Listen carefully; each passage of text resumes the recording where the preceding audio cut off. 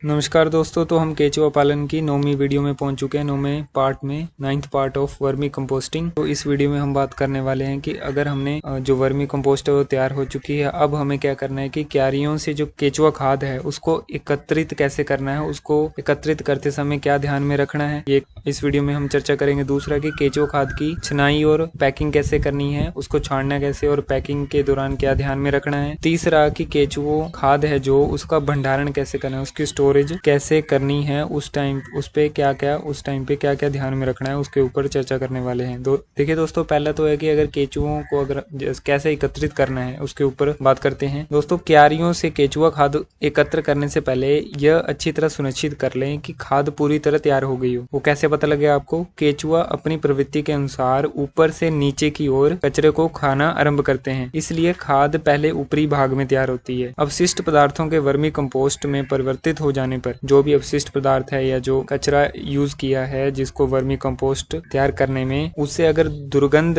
रहित हो गया, वो उसमें स्मेल आनी बंद हो गई और वो दानेदार और गहरे रंग का दिखाई देने लगता है, तो इसका मतलब है कि वर्मी कंपोस्ट। दूसरी पहचान है कि अगर हम उसको छूते हैं जो तैयार वर्मी कंपोस्ट है तो वो चाय के समान लगती है, चाय के जो दाने होते हैं उस तरह हो जाती है। वर्मी कंपोस्ट तैयार होने में लगभग 3 महीने का समय लग जाता है। वर्मी कंपोस्ट तैयार होने में लगा समय केचुओं की नस्ल, उसकी वैरायटी कौन सी है, आइसिनिया फेटिडा है जैसे आइसी, परिस्थितियां क्या थी, एनवायरनमेंट क्या था उस टाइम पे, टेम्परेचर और मॉइस्चर क्या था, प्रबंधन किस तरह का रखा है, ह्यूमिडिटी बनाई रखे है कि नहीं, और तथा कचरे के प्रकार पर भी निर्भर करता है कि किस तरह का कचरा है, उसके हिसाब से टाइम लगता है। वर्मी कंपोस्ट जैसे जैसे तैयार होती जाए उसे धीरे धीरे एकत्रित करते रहना चाहिए, उसको इकट्ठे करते रहना चाहिए। तैयार खाद हटा लेने से उस क्षेत्र में जो वायु संचार है उसमें एरेशन है वो बढ़ जाती है, जिससे केचुआ खाद निर्माण की जो प्रक्रिया है उसमें तेजी आ जाती है। तैयार केचुआ खाद हटाने में विलंब होने से केचुआ मरने लगता है और उस क्षेत्र में चींटियों के आक्रमण की संभावना भी बढ़ जाती है। इसलिए केचुआ खाद हटाने के लिए 5 से 7 दिन पहले पानी का छिड़काव हमें बंद कर देना चाहिए, ताकि केचुए खाद में से निकलकर नीचे की ओर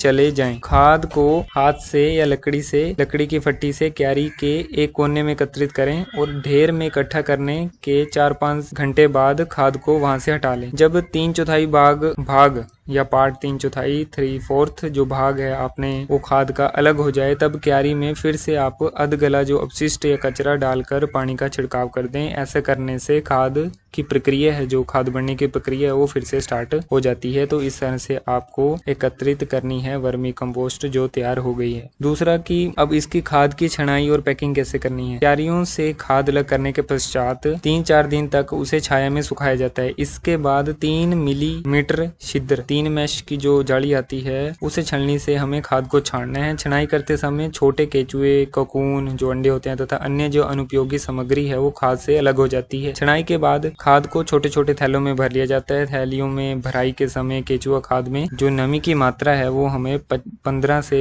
25% के अराउंड रखनी है, आसपास होनी चाहिए, इतनी नमी होनी चाहिए थैलियों में जब हमने भराई करनी है। तीसरा है कि अगर भंडारण की बात कर ले, केचुआ का स्टोरेज कैसे करना है केचुआ खाद बनाने के बाद अधिकांश लोग इसके रख रखाव या जिसको भंडारण पर पर्याप्त ध्यान नहीं देते। नतीजन होता क्या है कि इसकी जो फिजिकल और बायोलॉजिकल प्रॉपर्टीज हैं, जो इसके भौतिक और जैविक गुण हैं वो नष्ट हो जाते हैं और ये पौधों के लिए अधिक प्रभावशाली या लाभदायक नहीं रहती, उतनी प्रॉफिटेबल नहीं रहती, उतनी एडवांटेजेस नहीं रहती। केचुआ खाद के उचित रख रखाव और खुले भंडारण के लिए हमें इन 3-4 बातों का ध्यान अगर हम रख लेंगे तो आपका फायदा हो जाएगा। पहले देखिए, वर्मी कंपोस्ट में पाए जाने वाले जो असंख्य सूक्ष्म जीव है या माइक्रो ऑर्गेनिजम्स है, ककून है या अंडे हैं, उनको जीवित या इंग्लिश में कह लो वायबल और सक्रिय एक्टिव रखने के लिए हमें इसमें 25 से लेके 30% के आसपास 25 से 30% के आसपास हमें नमी बनाए रखनी है। जिससे वो कैसे रखेंगे नमी बनाए, जब कंपोस्ट में हम आवश्यकता अनुसार पानी का छिड़काव करते रहेंगे। ठीक है दोस्तों, तो वर्मी कंपोस्ट को कभी भी खुले स्थान पर ढेर के रूप में भंडारित हमें नहीं करना है। खुला रखने से इसमें जो मौजूद सूक्ष्म जीवाणु है, माइक्रो ऑर्गेनिजम्स है, कोकून्स है या अंडे हैं वो तेज धूप से नष्ट हो जाते हैं। इसलिए